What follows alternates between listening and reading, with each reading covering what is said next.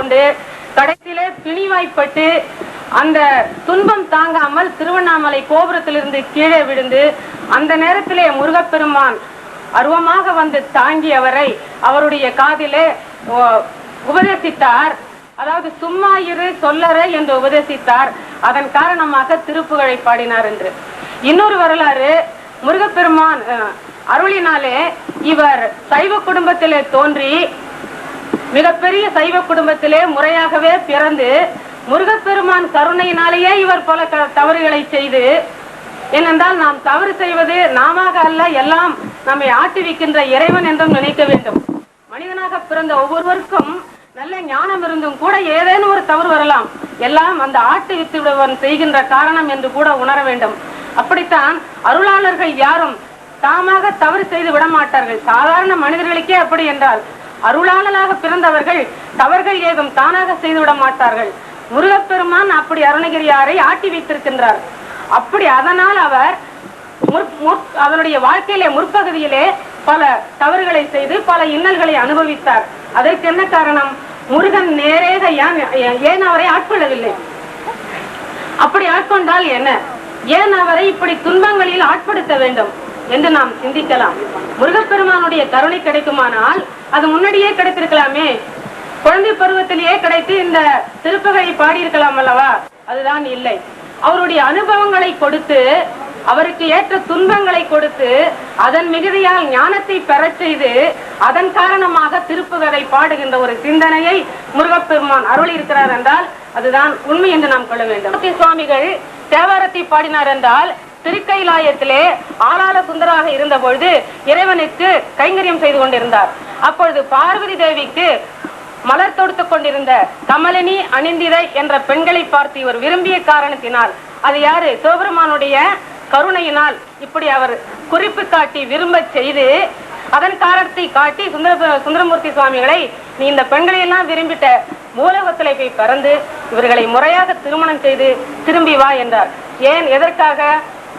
வேண்டுமென்றே காமத்தை தந்து மூலகத்துல பிறக்க செய்தார். எதற்காக? நமக்கெல்லாம் தேவாரத்தை அருளுவதற்காக. இப்படி ஒவ்வொரு காலகட்டத்திலே ஞானிகள் அவதாரம் செய்தார்கள். ஒரு காலத்திலே ராமாவதாரம் நடந்தது, ஒரு காலத்திலே கிருஷ்ணாவதாரம் நடந்தது, ஒரு காலத்திலே முருகப்பெருமான் தோன்றி சூரபத்மனை வதம் செய்தார். இப்படி தீமைகள் மலிந்த காலத்தில் அவதார புருஷர்கள் கடவுள்கள் அவதாரம் செய்வது உண்டு. அப்படி அந்த வரிசையிலே அருணகிரி பெருமானும் முருகப்பெருமானுடைய திருவருளால் பல இன்னல்களை செய்வது போலவும் துன்பங்களை ஆட்படுத்தி கொண்டதை போலவும் வாழ்க்கையிலே தந்து அதன் காரணமாக நமக்கெல்லாம் ஞானப்பிழம்பான திருப்புகளை நமக்கெல்லாம் தந்திருக்கின்றார் என்றுதான் சொல்ல வேண்டும்.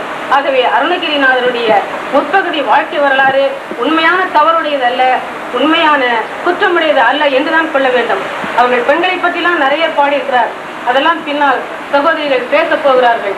ஆகவே திருப்புகழை அவர் அருளி செய்து பாடச் செய்தார் என்ற குறிப்பை அருணகிரிநாத பெருமானே சொல்லுகின்றார். அவர் காதிலே உபதேச மந்திரத்தை அருளினார். இப்படி 3 பேருக்கு முருகப்பெருமான் அருள் செய்தார். பிரணவ மந்திரத்தை 3 பேருக்கு முருகப்பெருமான் அருளியதாக முருகர் அந்தாதி சொல்லுகிறது. முதலாவதாக அவருடைய தந்தை சிவபெருமானுக்கு அருள் செய்தார். தந்தைக்கு உபதேசம் செய்தவர் அல்லவா, திரு ஏரகத்தி பெருமானுக்கு அருள் செய்தார். இந்த கருத்தை முருகர் அந்தாதி நமக்கு சொல்லுகிறது. வேளா சரணம் சரணம் என் மீது வெகுளாமல் இனிமேலாவது கிடைக்கன் பார். பருப்பத வேந்தன் மகள் பாலா குறிமுனிவர்க்கும் திருப்புகழ் பொன்னவர்க்கும், குறுமுனிவர்க்கும் யாரு? அகத்தியர். திருப்புகழ் பொன்னவர்க்கும் யாரு? அருணகிரிநாதர். மூன்றாவதாக ஆளாலம் உண்டவர்க்கும் சிவபெருமானுக்கு உபதேசித்த என் நாயகனே. அப்படி சான்றோடு அகச்சான்றோடு எல்லாம் நமக்கு தெரிகிறது. அவை எந்த விதமான தவறாகவும் அருணகிரிநாதரை நாம் நினைக்க கூடாது, காண வேண்டும்.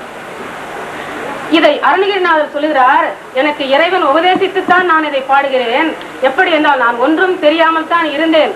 இறைவனுடைய பெருங்கருணை கிடைக்காமல் யாரும் அறியாது எத்தனையோ தவறுகளை, அவர் பாட்டில் அப்படிதான் இருக்கு, எத்தனையோ தவறுகளை நான் செய்தேன். என்னை ஆட்கொண்ட என் முருகப்பெருமான் எனக்கு உபதேசித்தார். அந்த சனமே இந்த உலகத்து மாயைகளையும் இந்த உலகத்திலே இருக்கின்ற தீமைகளையும் அப்படியே மறந்து சகல வித்தைகளும் நான் கைவரப் பெற்றேன்.